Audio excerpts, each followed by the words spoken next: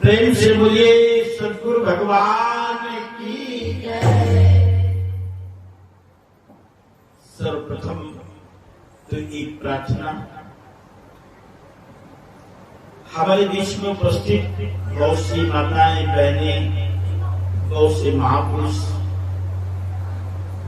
जिन्होंने आपके चरणों में कोई अरदास करी है, कोई निवेदन किया है, व्यक्त करके या अव्यक्त रूप से, मतलब बता करके या ना बता करके। और पिछले दिवस में भी आपसे प्रार्थना कराई गई थी। हमारे बड़े भाई साहब श्री रामचंद्र जी इस समय अस्वस्थ हैं और हॉस्पिटल में एडमिट हैं। इसमें एक दिन के डिस्चार्ज होकर के आए भी पुनः हॉस्पिटल में एडमिट करना पड़ा। आपकी कृपा से अब बहुत अधिक सुधार है, बातचीत कर रहे हैं। हमारे बीच में यहाँ उपस्थित नहीं है, लेकिन हमारी दीघापुर संगत से एक भाई कमल जी हैं। एक तो कमल जी मेरे आश्रम में रहते हैं, स्वामी जी वो नहीं, एक और कमल जी हैं दीघापुर संगत में। और दादमपुर संगत से बेटिया सरिता है और ऐसे अनेक नाम हैं जो हम स्पष्ट नहीं कर रहे हैं, लेकिन आपके चरणों में प्रार्थना लगाए बैठे हैं।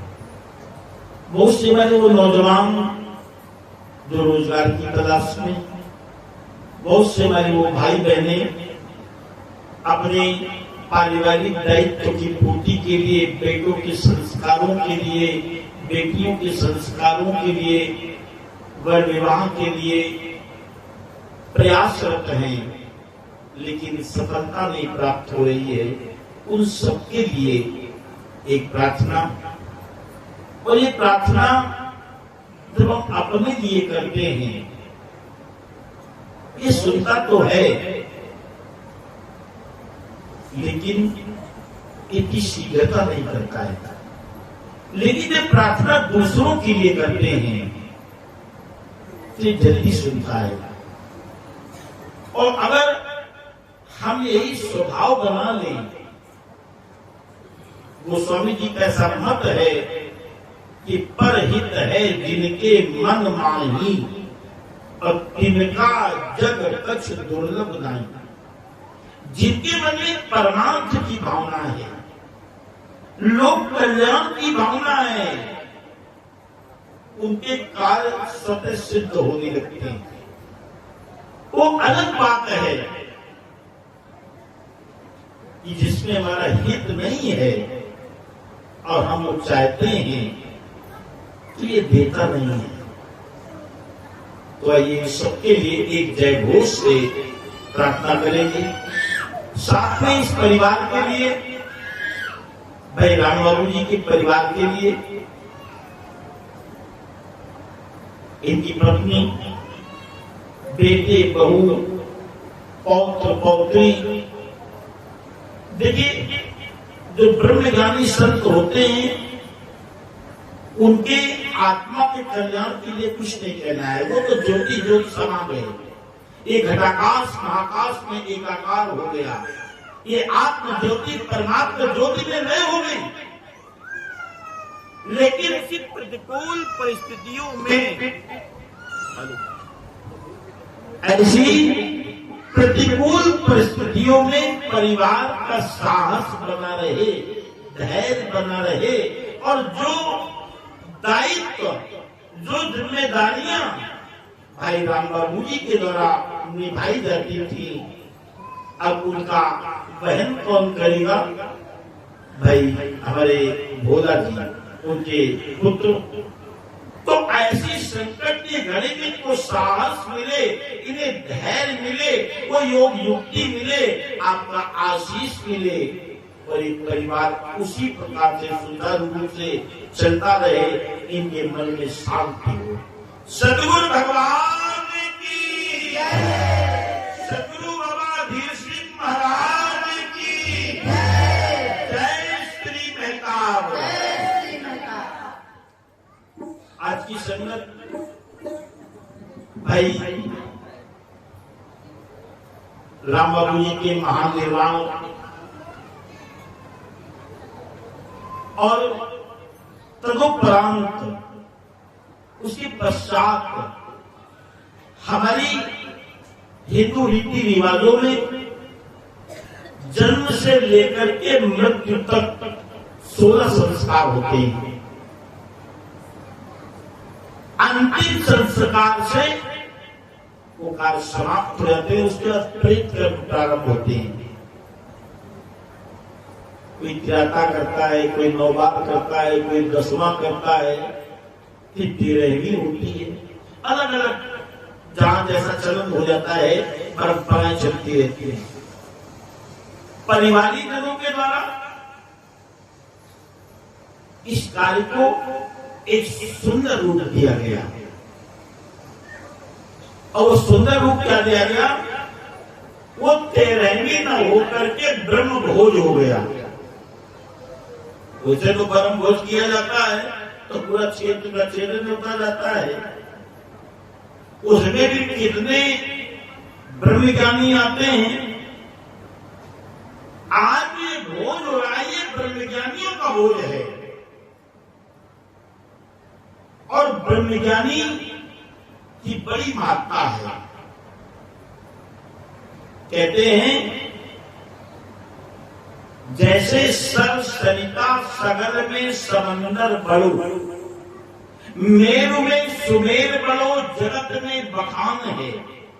तरवर बिचे जैसे चंदन वृक्ष बड़ो, धातु में कनक अति उत्तम के मान है।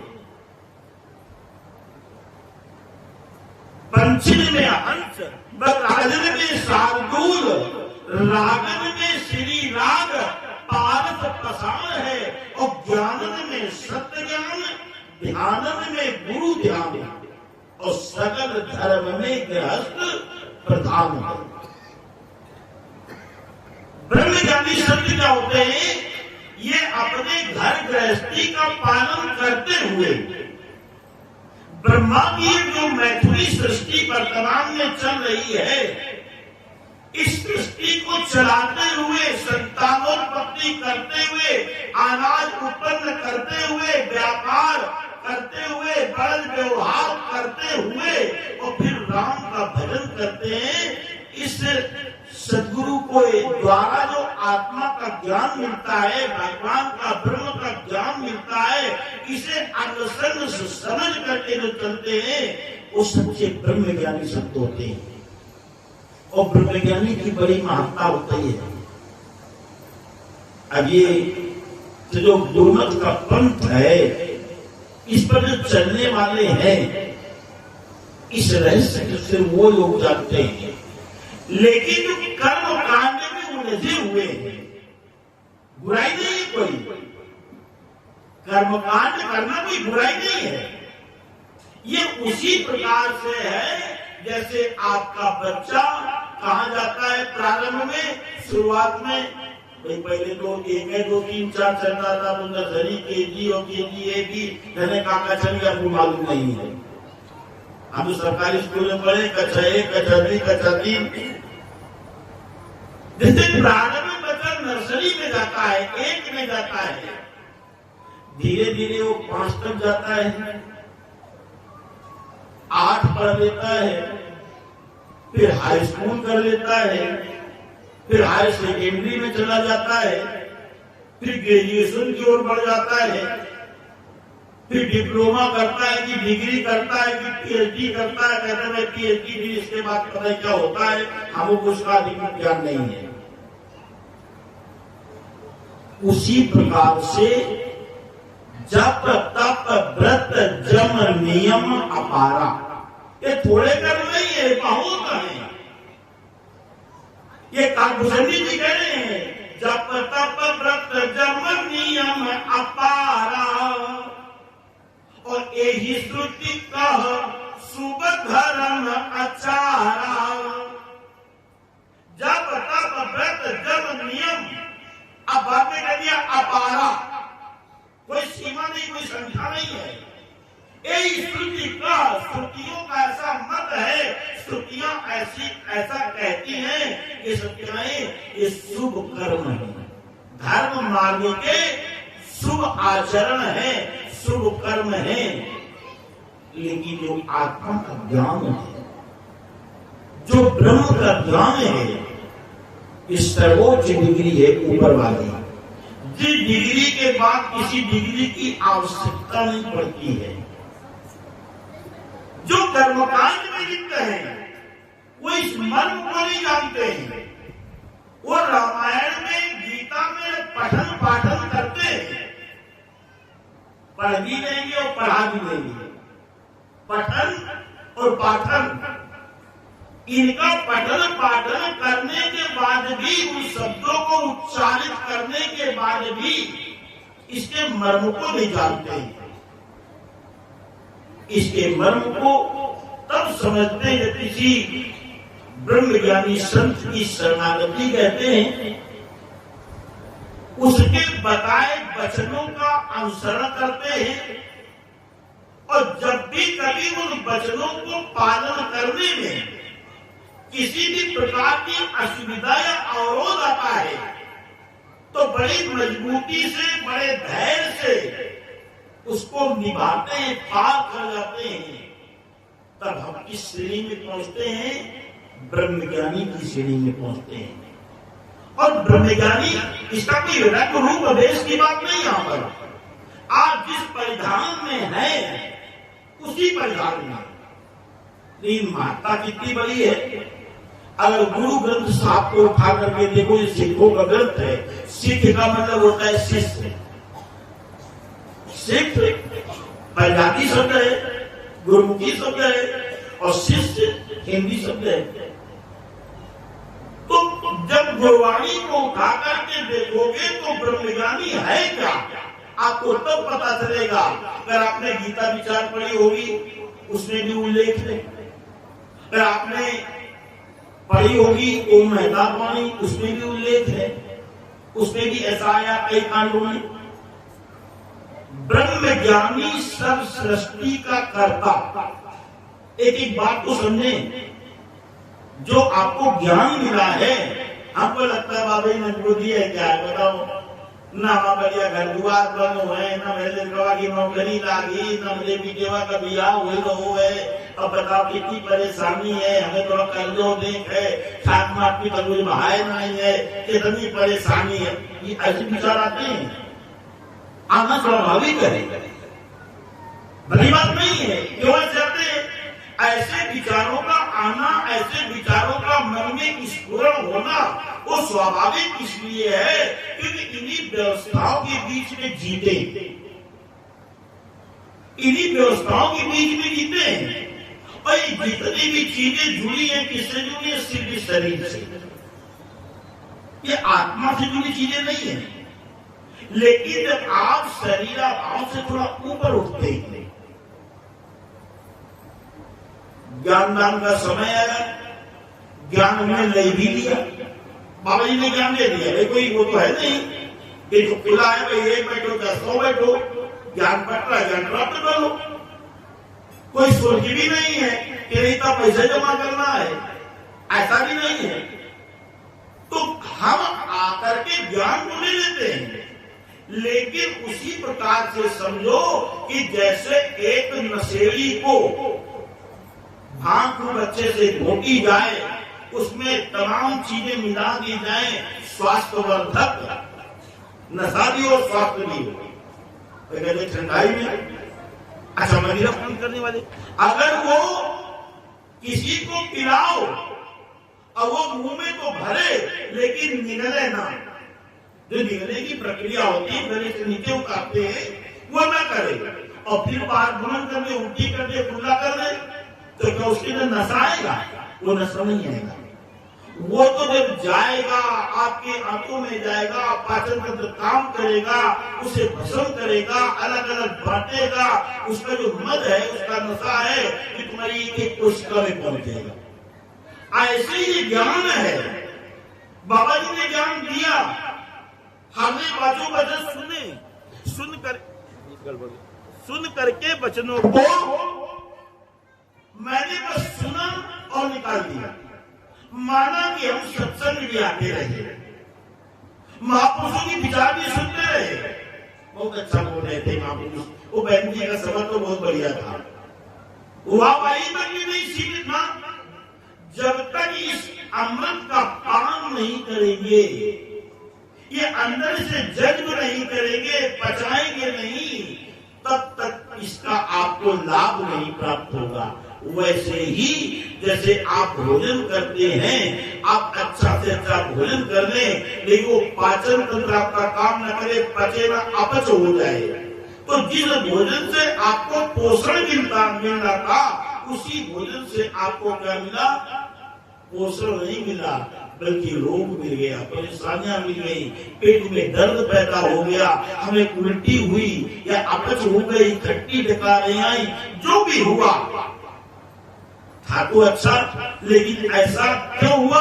क्योंकि हमने उसको पचाया नहीं।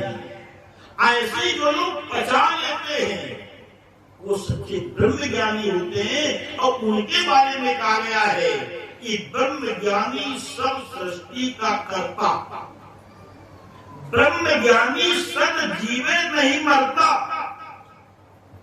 ब्रह्म ज्ञानी के होए अचिंत्य।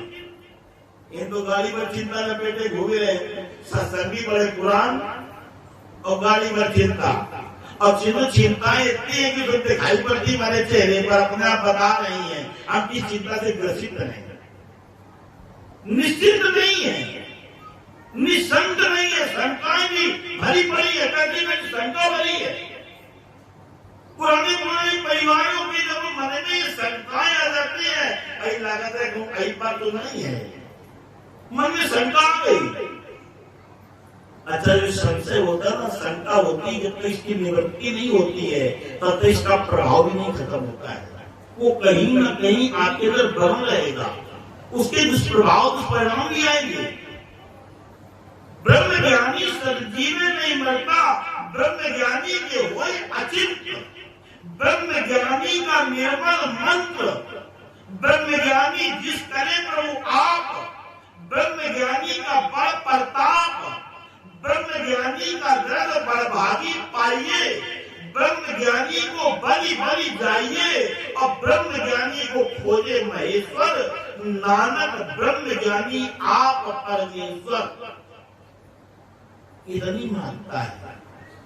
ये अनमोल रतन जो आपको बाबा जी ने प्रदान किया है, ये अमूल्य निधि की हम लोग वैल्यू नहीं समझ रहे हैं, इसकी कीमत नहीं समझ रहे हैं। सांसारिक जो प्रतिपल परिवर्तनशील है, ऐसी वस्तुओं के लिए हमारे मन में संशयात्मक स्थितियां बन जाती हैं, कैसी किसी सोच बन जाती है, भगवान सारा तुम हमारे खातिर धरेगा है, होता है ना। आपने नाम सुना होगा स्वामी विवेकानंद जी का, सभी ने सुना होगा। ऐसी महान विभूति हमारे भारत भूमि होगी, पूरी दुनिया में इस नाम का डंका बजाया भारत का। ऐसे स्वामी विवेकानंद जी के गुरु स्वामी रामकृष्ण परमहंस, परम धर्म कहते हैं। वो चाहे विष्ठा में डाल लो, चाहे फूलों में डाल लो, ना उसको विष्ठा से मतलब है, ना फूलों से मतलब है। जैसा सुवर्ण तैसी उस माटी, ऐसा गुरु साहब ने कहा गया है, जैसा सुवर्ण सोना तैसी उस माटी है मिट्टी, जैसा अमृत तैसी विष खाटी, जैसा मान तैसा अपमान, जैसा रंग तैसा राजान, और जो बरताए शाही जुगत। बरताए का मतलब समझ रहे हैं, जो बरताए शाही जुगत, ये शाही युक्ति है। ये युक्ति का शब्द बरत नहीं पाते, बरतने मतलब व्यवहार में लाना, बरतने का मतलब व्यवहार में लाना, अपने कर्मों में ढालना। जो बरताए शाही जुगत, नानक सो पुरुष कहिए जीवन मुकुट। ये तो लंबी उम्र के लिए दुआ मांगते हैं, मांगनी भी चाहिए भाई। हमारा परिवार है, कोई बीमार है, अभी प्रार्थना भी करेंगे। लेकिन यहाँ उम्र नहीं, यहाँ अमरत्व लिया जाता है। अमरत्व, कभी ना मरना। अरे हर मास वाला अपने आप को मानोगे तो ये तो पैदा होगा, मरेगा, इसका गुणधर्म यही है भाई। आज चला तो काज चला, को काज है, आज चला को काज चला, को बहुरी कहत नहीं को संदेश। लौट कोई है तो बता नहीं, करो सुधर की यह प्रदेश। हम अमर हैं, हमारी अमरता में कई वो पढ़ाई थोड़ी करती। हम अमर हैं, कोई कहेगी तो मरना, हम हैं, हम इसके अंश हैं। जो ये है वही है, इसमें कोई अंतर भी नहीं है। लेकिन उन स्थितियों को, जो स्टेजें बनाई गई हैं, उन स्टेजों को जब हम पार करेंगे तब स्थिति में पहुंचेंगे। दासा तन मन में नहीं और नाम धरा में दास। जब ब्रह्म ज्ञान की बात आती है तो फिर हम कहने बोलने छूटते थोड़ी हैं। अरे मुझे सकते नहीं है, मुझे निरंकारी है, हम लोग 30 साल से समझा रहे हैं। और ये उनको ज्यादा सुनाते हैं जो नए नए आते हैं। जैसे स्कूल में जब कोई जगह एडमिशन लेता है तो हाई स्कूल इनको कॉलेजों में होता है ना, जब कोई नया जगह एडमिशन लेते हैं तो पुराने सीनियर छात्र होते हैं, क्या उसे कहते हैं, रैंकी कहते हैं। सरकार ने बहुत लोग लगाई। ऐसा ही हम करने वो आप जानते हैं, पुराने हैं तो भी क्या जाना भी तुमने एडमिशन लिया है, उनकी पहचान होती है। ये दोष हमारे अंदर है, ये क्षमा करना दास को। ये व्यवहार चाहे आप करो चाहे हम करें, ये दोष है। ये हमारे लिए दूसरा नहीं है कि ये दूसरा का मतलब आभूषण कहना। हम 30 वर्ष पुराने, ये दूसरा नहीं है।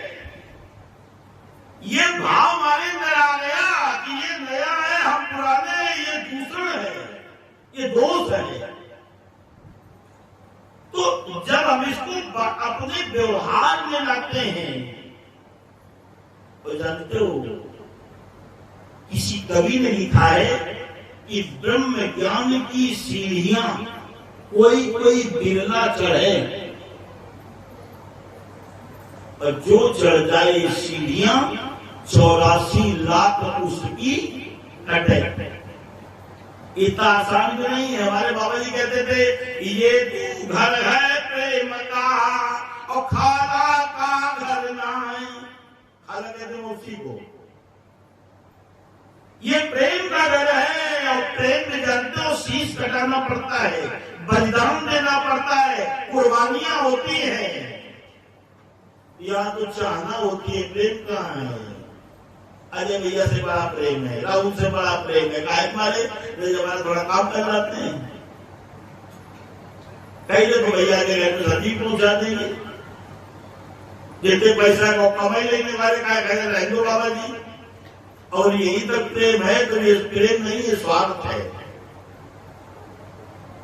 राहुल दौड़ दौड़ के हमारा काम कर रहे हैं, हमारे घर में भी काम कर लेते हैं, तो लगता है राहुल से हमारा, राहुल को भी लगता है बाबा जी हमसे बड़ा प्रेम करते नहीं, बाबा जी तो इस्तेमाल कर रहे हैं। जब ये राहुल ना करें किसी कारणवश और हमारा प्रेम वैसे ही बना रहे, हमारा स्नेह वैसे ही बरसता रहे, निस्वार्थ वो प्रेम होता है। और प्रेम में बलिदान ही देना पड़ता है। आप जानते हो हमारे बाबा विद्या प्रसाद जी जवाहर नगर वाले, वो एक रचना कहते थे कि प्रेम एक राजा है, इसका बहुत बड़ा दरबार है, पीड़ा इसकी पटरानी है, आंसू राजकुमार है, समय एक सूली है जिस पर झूला करती है जिंदगी, हाथों में हथकड़ी, पैरों में बेड़ी और कुंदन पहरेदार है। प्रेम एक राजा है, इसका बहुत बड़ा दरबार है। सब प्रेमी कहां बन रहे हैं, स्वार्थी है। सब जाओ संबंधों में, परिवारों में, पति पत्नी भाई जहां भी जाओ साथ केवल स्वार्थ दिखता है। प्रेम तो कहीं कहीं दिखता है जो बिना किसी स्वार्थ के होता है। सच्चे ब्रह्मज्ञानी होते हैं। और तुम्हारी हजारों लाखों की भीड़ में अगर एक भी ऐसा व्यक्ति आ जाए तो तुम्हारा बोझ सफल हो जाता है। लेकिन उन ब्रह्मज्ञानियों पहले भी नहीं सीखते हैं। बाबा जी एक कथा सुनाया करते थे, एक नगर था ब्रह्मज्ञानियों का। जैसे मान लो बाबा जी आए, प्रथम पंक्ति में आए, 2, 4, 10 जितने भी परिवार बाबा जी से जुड़े, बाबा जी गंगानंद में आए, कई परिवार जुड़े, यही आवास बना लिया, और परिवार जुड़े, बाबा जी का शरीर शांत हुआ और मोहन सिंह जी रहे, और भी तमाम विभूतियां नहीं ज्ञान के प्रचार प्रसार में। तो एक धरती में वातावरण पूरा बन गया। गंगानंद में, कुंती में, रतनपुर, पंजी पड़ाव, नया मंदिर, कटरा, इस सब में तमाम ब्रह्मज्ञानी हो गए। अरे भाई दीक्षा लिए हो, ब्रह्म की दीक्षा प्राप्त किए, वो ब्रह्मज्ञानी है। तो ऐसे ही एक ब्रह्मज्ञानियों का नगर था, और ब्रह्मज्ञानियों की इस नगर में जिससे भी बातचीत होती, आपस में बात करते, तो एक बात तो अपनी रुआ जरूर मानते रहे, हम ब्रह्मज्ञानी, हमारे बाप ब्रह्मज्ञानी, हमारे बाबा पर बाबा सब ब्रह्मज्ञानी। मान लो अगर ये बात हम कहें, हमारे लोग पिताजी दीक्षा लिए थे, हमारी माता जी दीक्षा लिए थी, हमारी सब बहनें जुड़ी थी, दादी जुड़ा है, दास का बेटा बहुत सजुड़ी से, तो 2-3 पीढ़ी तो भाई चल रही है। ये तो आप भी कह सकते हैं हम ब्रह्मज्ञानी, हमारे बाप ब्रह्मज्ञानी, नहीं बाबा मार रहे हैं तो बाबा को कह नहीं है। ऐसे ही सब ब्रह्मज्ञानी थे। गोस्वामी जी ने एक जगह लिखा है, कलिकाल का जहां पर चित्रण किया है, वहां पर अंत में ये पंक्तियां आई हैं कि ब्रह्म ज्ञान बिन नारी नर और करई न दूसर बात, अब कौड़ी लागे लोभ बस, अब करही विप्र गुरु घात।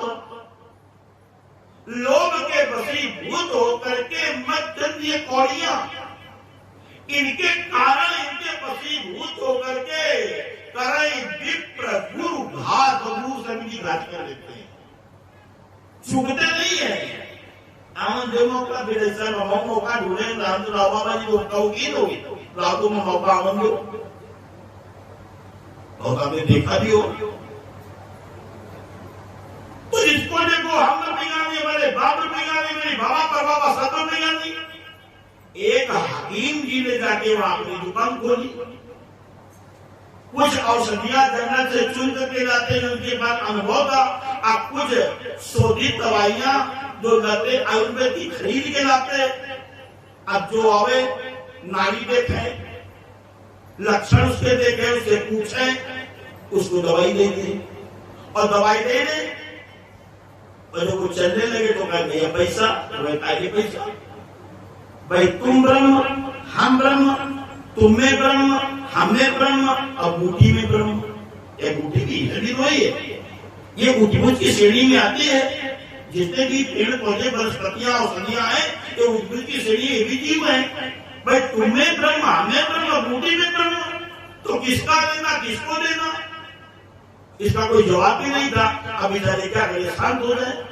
एक आया, 2 आया, 1 आया, 2 आया, आप कोई पैसे न दे। अब जब पैसा जाना नहीं पड़ते, वहां भीड़ भाव उसे बढ़ने लगती है, फी की लंबी ज्यादा लगती है। अब देखो भीड़ बढ़ने लगी, बड़ी ख्याति हो गई। मन में सोचा चलो कभी तो कोई दिन आएगा, कोई बात नहीं, हम सेवा कर रहे हैं, कभी तो कोई दिन आएगा इनकी परीक्षा होगी। एक बार राजा के पेट में हुआ दर्द, बदन में हुआ दर्द, तो राजा ने कहा कि भाई अरे मंत्री, राजवैद्य को बुलाओ, राजवैद्य को बुलाओ, हमारे बदन में बड़ी पीड़ा है, इस पीड़ा के निवारण के लिए राजवैद्य कोई औषधि देगा, हम ठीक हो जाएंगे। सरकार राजवैद्य दर्द होकर कहां परेशान करेंगे। अपने नगर में एक बड़ा सुंदर वैद्य आया है, एक बड़े सुंदर हकीम में है, लेते देते भी कुछ नहीं है और इतनी बढ़िया औषधियां उनकी है कि बस आप पूछो मत। अरे कहा भाई किसी को बुलाओ, उन्हें लाभ से मतलब है। बुलाया गया वैद्य को, वैद्य ने आकर के राजा की नाड़ी वाड़ी देखी, कुछ लक्षण पूछे, कुछ लक्षण जाने। बोले महाराज आप पूर्णतया स्वस्थ हो जाएंगे। तो कहा भाई कोई औषधि दोगे कि इतने स्वस्थ हो जाएंगे? बोले तो हमें औषधि बनानी पड़ेगी और कुछ औषधियां उससे संबंधित हमारे पास हैं। अब कुछ आपको मंगवानी है और जो मंगवानी है आपके नगर में बहुतायत है, बहुत पाई जाती है। तो बोले क्या चाहिए? तो मैंने मोटा ताजा ब्रह्म ज्ञानी चाहिए, खाया पिया तगड़ा हुए, पेठा कहना में लेने को भी चाहिए। अब जानते जो मोटा ताजा वो आपने समझी, कहीं मोटा ताजा ब्रह्म ज्ञानी लाया जाए तो मोटे ताजे सेठ लोग ज्यादा होते हैं। ये बनिया दुकान अपना बैठा है, वो काम तो नहीं जाता है, नहीं नौकर काम कर रहे, बैठे बैठे खाते पीते बढ़ जाता है पेट। वो तो आपको भेजा गया जाओ एक मोटा ताजा ब्रह्म ज्ञानी लेकर के आओ। वो तो आज बाजार में गया, सेठ को देखा, बोले यही मोटा ताजा है। बोले सेठ जी राम राम। तो कहा भगवान साहब राम राम। तो कहे चलो भाई राजा के पास, नहीं बताइए बताओ तुम ब्रह्मज्ञानी हो? बोले वाह भगवान साहब, अरे हम ब्रह्मज्ञानी, हमारे बाप ब्रह्मज्ञानी, हमारे बाबा परबाबा सब ब्रह्मज्ञानी। तो कहा भी चलो। कहाँ गए? राजा के पास। क्या राजा के पास क्यों? क्या राजा ने बुलाया है? खाए की नहीं बुलाया, अंदर कोई दोष किया नहीं है। बोले नहीं तुम्हारी जरूरत है। तो बोले बताओ भगवान साहब क्या जरूरत है? तो बोले राजा के बदन में दर्द है और वैद्य जी को दिखाया है, तो वैद्य ने कहा है कि और औषधियां हमारे पास है, खाली एक मोटा ताजा ब्रह्म ज्ञानी ले आओ, उसको कोल्हू में डालकर उसका तेल निकाला जाएगा। अरे गोपाल साहब हम धनिया मीठा बैठे वाले थे, हम का न ब्रह्म ज्ञान का है। तो कहा तुमने कहा सब देने भी दे दिया। तो ब्रह्म ज्ञान बिन नारी नर और करई न दूसर बात, अकौड़ी लागे लोभ बस और करही विप्र गुरु घात। तो ब्रह्म ज्ञान को पाने के बाद हमें इसका अनुसरण भी करना पड़ेगा। अगर तुमने इतना सा भी कर लिया, हमारे बाबा जी एक बात कहते थे, इस ज्ञान को धारण करने वाला अगर किसी ऐसी स्थिति अवस्था में फंस जाए और अपने मार्ग से वो भ्रष्ट भी हो जाए, तो जिस स्वर्ग की कामना संसार करता है वहां तो जाएगा जाएगा। अगर छूट गया तो जिस स्वर्ग की कामना संसार करता है उसको तो वहां जाना ही जाना है। और ऐसे हम लोग ब्रह्मज्ञानी संतों का ये भोज है, एक बदला हुआ रूप। और देखिए भाई राम बाबू जी, भाई मेरे छोटो जी और ये छोटी भाई है, ये बैठे बैठे है कि नाम तो सुनने धीरे धीरे उनको कहते हैं। ये दो भाइयों का जुड़ाव था। माता जी जो राम बाबू जी की घर से धर्मपत्नी है, इनका भी जुड़ाव था। राती करी गुण का एक टुकड़ा, उनकी इच्छा है कि बाबा जी ऐसा हो जाए, माता थे उनसे बातचीत हुई और बस धीरे धीरे देखिए आपको बदला हुआ रूप सब कुछ ये सेवा है। और देखिए चलते फिरते आपका बिल्कुल वो हुआ। देखो जाना तो सबको है, यहाँ कोई बैठा नहीं रहेगा, लेकिन जन तो हमें क्या ज्ञान मिला है? पवने में पवन समाया, ज्योति में ज्योति रल जाया, माटी माटी हुई एक और रोवन हारे की कौन थे? पवने में पवन समाया, हवा कहाँ गई? हवा में। ज्योति में ज्योति रल जाया, ज्योति में तेज आग कहाँ गई? आग में। माटी माटी हुई एक, रोवन हारे की कौन एक? अरे कौन मुआ रे कौन मुआ? ब्रह्म ज्ञानी मिल करो विचार। इतने ब्रह्म ज्ञानी बैठे हो, अब तुम विचार करो, क्या कोई मरता है? यही बात को किसने समझाई? राम ने तारा को समझाई। क्षितिजल पावक गगन समीरा, अपंचरचित यह अधम शरीरा, अप्रकट तन सोई आगे सोआ, अजीव नित्य तुम के ही लग रोआ, उपजा ज्ञान शरण तब लागी, अलीन सी परम भक्ति बर मांगी। बाली से भी कहा गया तुमको अमर कर दूं, अचल कर दूं, तुमने प्राण को बाली ने मना कर दिया। और जिसके हाथों बल हुआ है वही ज्ञान दे रहा है। और तारा को उस समय भी समझ में शोक है।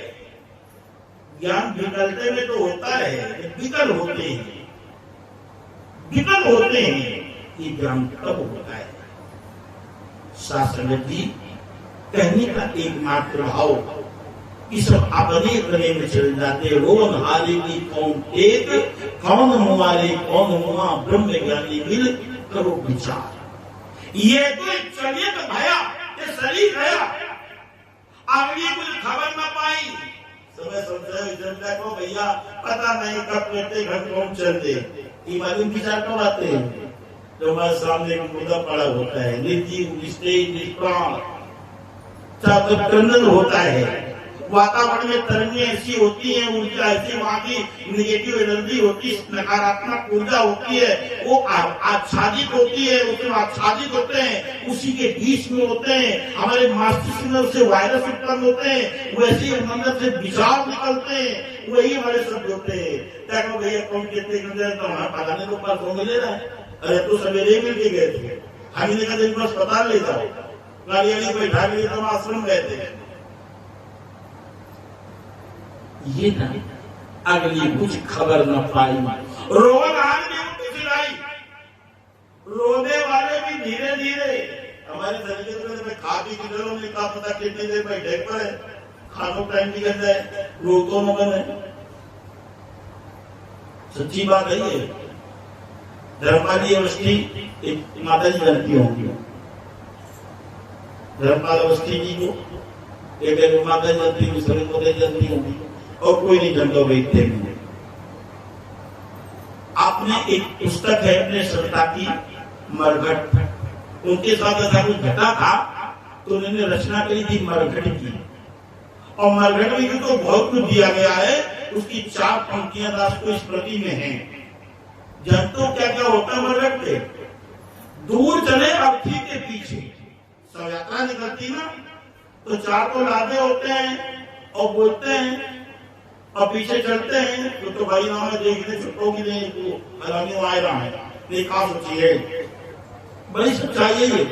दूर चले अर्थी के पीछे बात करे अय्यारी की, और मरघट पर बैठे बैठे हो चर्चा सुंदर नारी की। ये समाज है जिसका में भय है। शास्त्र जी कहने का एक माता रोवन हार में ऊंट सिधाई, धीरे धीरे सब चले जाएंगे, शांत हो जाएंगे, फिर निश्चित जाएगा, निश्चित आटो मची, धीरे धीरे शांत होंगे। ये होता है, चला रहा है। अर्थात प्रताप तो ऐसा मजबूर बताते हैं कि मतलब को जाए तो तुम गा गा के रो, ना गा के रहियो। गा करना पड़ता है, परंपराएं चल रही है। तो कहीं कहीं ऐसा भी होता है कि 4 कांधे नहीं मिलते हैं, जाने की बस्तियां हैं, कोई कहीं का है, कोई कहीं का, किसी की मृत्यु हो गई तो आजकल किराए पर मिलने लगे हैं।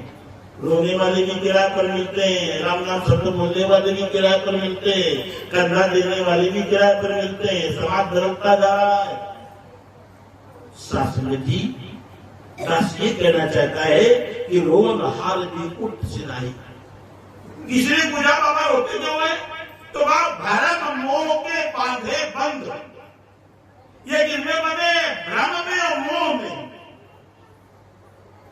भ्रम ये है कि मरेंगे नहीं, ऐसे बने रहेंगे, और मोह इसलिए है क्योंकि स्वार्थ पूरे होते हैं, स्वार्थ पूरे होते हैं। भरम मोह के बांधे बंद, सुपन भया बखलाए अंध। ये तो रचन रचा करतार, इस करतापुर ने रचना करी है। एक आ रहा है, जा रहा है।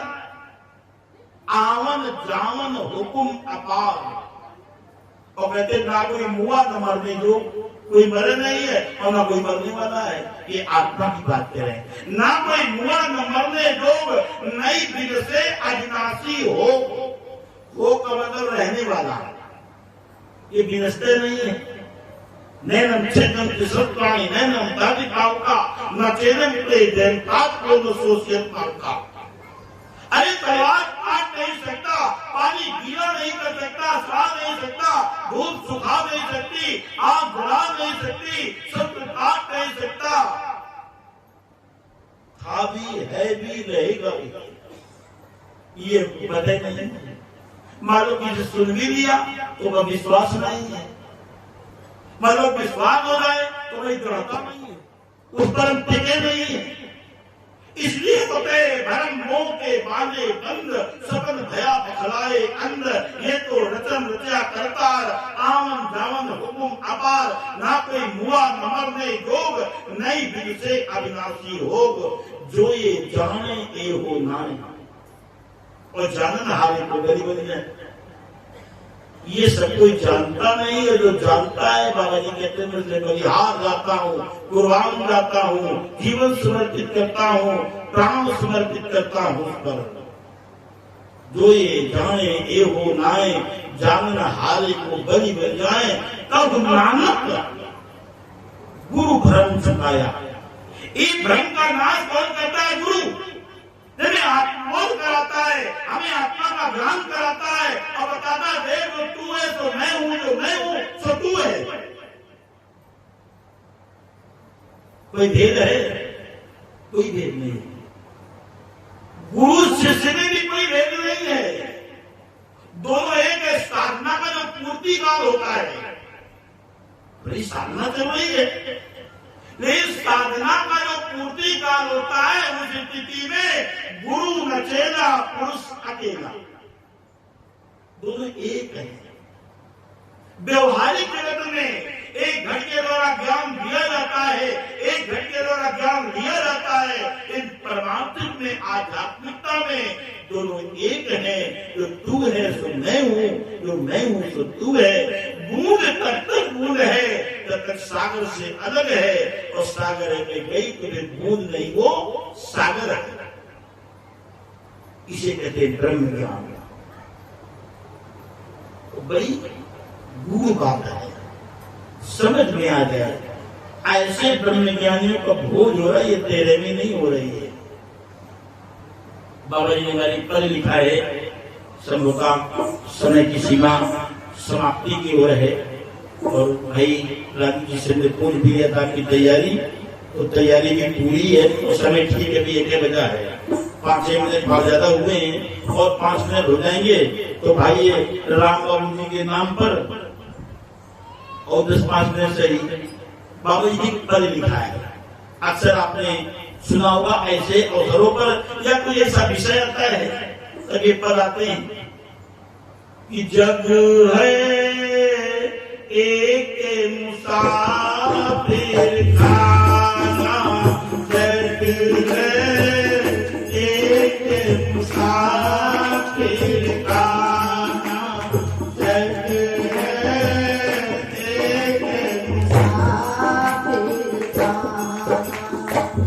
इसी जग की है रीति सदा से, इसी जग की है रीति सदा से।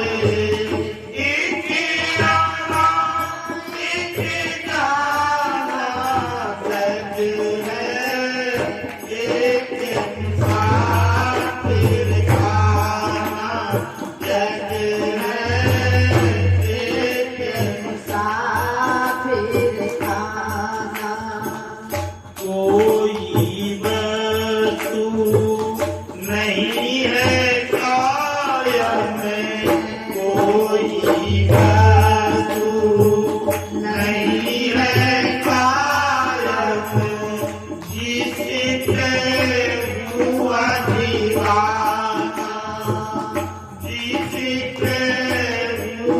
दीवाना इंतजार सब है दुनिया इंतजार सब है दुनिया रात मुँह बुलाना कहते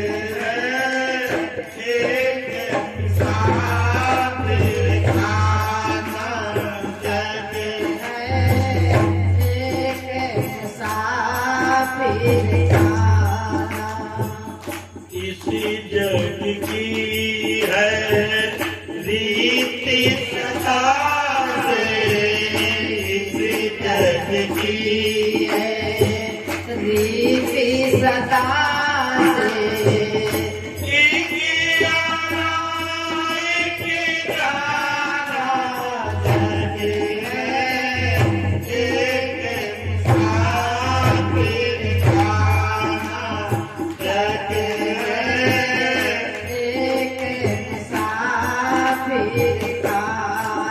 एक ही शब्द को ध्यान से समझना संग न आवे साथ न जावे संग न आवे साथ न जावे जिसको अपना माना जिसको अपना माना जो प्रभु नीति सहायक मेरा जो प्रभु नीति सहायक मेरा या सो मेरा जग है एक मुसाफिर खाना जग है एक मुसाफिर खाना इसी जग की है रीति सदा से इस जग की है रीति सदा से एक आना एक जाना जग है एक मुसाफिर खाना जग है एक मुसाफिर खाना अजहू चेत अरे मन मूढ़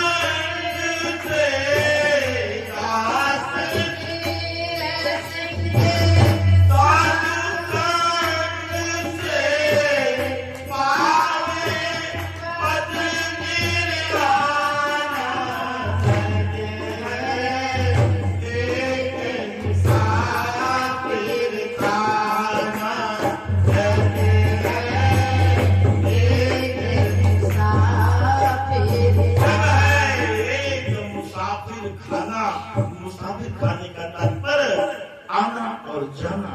एक व्यक्ति आता है, मुसाफिर खाना कह लो, सराय कह लो, धर्मशाला कह लो, और आज की भाषा में होटल और लॉज कह लो। आता है, कुछ दिन ठहरता है, अपने कार्य पूरे करता है और चला जाता है। ऐसे ही मुसाफिर खाने में हम सब आए हैं। संसार एक मुसाफिर खाना है, पर यहाँ की रीति है, हम लोग रीति रिवाज निभाते ना। यहाँ की रीति क्या है? एक आना और एक अच्छा मालूम है तो मरवा परवा बना के हो तो मरवा गए हो तो तुम्हारे घर में ठौर हो दोन पोड़ी बोला उनके ऐसी तैसी है, उनके का दशा होगा। सोच लो, आप विचार करके देखो। इसलिए बड़ा सुंदर बनाया ना ये आना। अरे इसको बहुत बार लंबी उम्र वाला नहीं बनाया है। पहले आयु बहुत होती थी, वशिष्ठ मुनि जैसे 2-2, 3-3 युग तक रहे, वो साधनाएं थी, वैसे वातावरण था, वैसे चिंतन था, वैसा खान पान था, वैसी तपस्या थी, वैसा त्याग था, तो वैसा तेज था। और हम उल्टा सीधा खाने पीने वाले, और तेज कहां से आएगा? आंखों से क्या खा रहे हैं, कानों से क्या खा रहे हैं, आंखों से गंदगी खा रहे हैं, कानों से गंदगी खा रहे हैं, नाश्ता से गंदगी, मुंह से गंदगी और स्पर्शता से गंदगी का आहार ले रहे हैं, तो ये परिणाम आ रहा है। दोष नहीं है। सासंगति कहने का एकमात्र भाव कि यहाँ की रीति है कि एक आना जाना है। दुनिया कैसी है? कोई वस्तु नहीं है कायम। बहुत बढ़िया कोठी बनवा लो, 100 साल, 200 साल, 500 साल, और बढ़िया टेक्नोलॉजी 1000 साल, उसके बाद पूरे होना है, टूटना उसको। परिवर्तन का नियम है। अप्रगत से बनी वस्तुएं अप्रगत से बनी काया। इसीलिए तो यहाँ पर क्या कहता है, आपको इस पदार्थ जगत से महाचेतना क्यों ले जाया जाता है, शरीर से आत्मा को ले जाया जाता है, जीव से ब्रह्म की ओर ले जाया जाता है। ये किसी को नहीं चाहिए। बाबा जी खाली काम बना दे, गड्डी हमें लागे, काम बना दे, क्षमा करना बेटे को। हमें जो हमको पहले नहीं रहे, हमारे बाबा जी बोलते, बाबा जी कहते थे शिष्य की वाणी से सदगुरु की तपस्या बोलती, हमारा कोई बदले नहीं है। कहने का एकमात्र कोई वस्तु रहने वाली नहीं है। इंतजार, जैसे जादूगर इंतजार का तमाशा दिखाता है, होता कुछ नहीं पर बहुत कुछ दिखता है। और संग न आवे साथ न जावे। कौन तुम्हारे संग आया, भाई आया कि बहन आया? अगर मान लो जुर्मा वाले भी हुए, जुर्मा वाले तो 10-5 मिनट का तो उनमें भी रहा। माँ मिली बीच में, पिता मिला बीच में, भाई मिला बीच में, परिवार मिला बीच में, पति मिला बीच में, पुत्र मिला बीच में, और छूटेंगे सब पीछे में। संग न आवे साथ न जावे, जिसको अपना माना। ऐसा ना तुम घर में जाओगे तो नहीं, तुम अपना नहीं मानता, ऐसा ना करो। तो इस बात को सच्चाई से कहना कर लो। और जो प्रभु नित्य सहायक तेरा, एक एक पल हर पल हमारे साथ है, दूर होते ही नहीं है, दूर है ही नहीं। वो तो हमारी सोच में हमें काबा में ऊपर वाला, वो मंदिर वाला, वो मस्जिद वाला, वो तीर्थ वाला, वो काबे काशी वाला। भगवान शंकर कहते सब जगह कोई जगह खाली है ही नहीं। ये कपड़े और हमारे हाथ ही शरीर के बीच में भी है ही है। ये अंदर भी है, बाहर भी है, ऊपर भी है, नीचे भी है, दाएं भी है, बाएं भी है, सब जगह है। और जो इसको ऐसे मानता है, तो गुरु ग्रंथ साहब का सूत्र है कि तापी भाव बना गई और ब्रह्म शरणाई, और चौफेर हमारे राम का। राम चौफेर हमारे चारों तरफ है। हम ढूंढने का आत्मा जाते हैं। सोच लो, आप किस स्तर के हैं? प्रारंभिक वाले विद्यार्थी हैं या पीएचडी वाले लास्ट वाले हैं? ये वो बनाए जाते हैं यहाँ पर। शासन जो प्रभु नित्य सहायक तेरा, यासो नहीं है न गाना, इससे कोई नहीं है। सत्संग भी है तो काय के लिए, पूजा भी तो काय के लिए, चौन भी पाठ करा देता तो कुछ करा में क्षमा करना तो करें चुप करें 10 बात को और कहते हैं ये सब जान लिया तो अक्सर अजहू चेत अरे मन मूले, अब तो संतों ने तुझे बता दिया है, अब तो चेत जा और नहीं भी जाओगा, नहीं पीछे पछताना। भगवान थोड़ी देर उस सांसें दे देते तो राम राम जप ही लेते हैं, जब हुआ उम्र है तब जपे हो नहीं, तब काम सुहाना है। अब तुम्हारा जब साधन है तो राम सुहान है, अब तुम्हारा तीर्थ सुहान है, कैसे होगा? कानों सुन नहीं पाओगे, काना न बाधीर और नयन नाई सूझे, कानों में सुनाई नहीं पड़ता है, आंखों से दिखाई नहीं पड़ता है, फूल फूला गया है तो भगवान की चरणों में समर्पित करना चाहते हैं। जब तक बढ़िया का सौंदर्यता सुगंधी थी तो इसके इस्तेमाल करते रहे, इसको दृष्टि न गई, इसको विचार न गया। यही कहते हैं अंत में किचन महताब बचन सतगुरु पे निस्दिन ने बढ़ाना। सदगुरु के वचनों पर नित्य हमें अपना प्यार लुटाना है, इष्टे बढ़ाना है, जंतु क्या मिलेगा? दास वीर सिंह साधु संग से पावे पद निर्वाणा। निर्वाण का कहते निर्वाण का बड़ा मर जाना। अभी शुरुआती खतों पे मिला कि महानिर्वाण के उपलक्ष्य में निर्वाण मर जाना, ये मरने वाली जगह है, यहाँ मरना पड़ता है। और मरने जानते हो क्या होता है? जो मृतक को चंदन चढ़ावे तो उसके कौन फल पावे? सही वाला लिया, चाहे बबरी लकड़ी फूकी दो, चाहे चंदनवादी फूकी दो, कोई मतलब है? और जो मृतक को विष्ठा में मिलाई, विष्ठा मिला दो तो मृतक का क्या करेगा? कोई उसको नहीं है। ऐसा ही पद मिलता है, जीते जी आप सबसे ऊपर हो जाते हैं। तो दास वाणी का अधिक विस्तार नहीं करेगा, समय की मर्यादा, मंच की मर्यादा, इनमें हम सभी बधे हैं।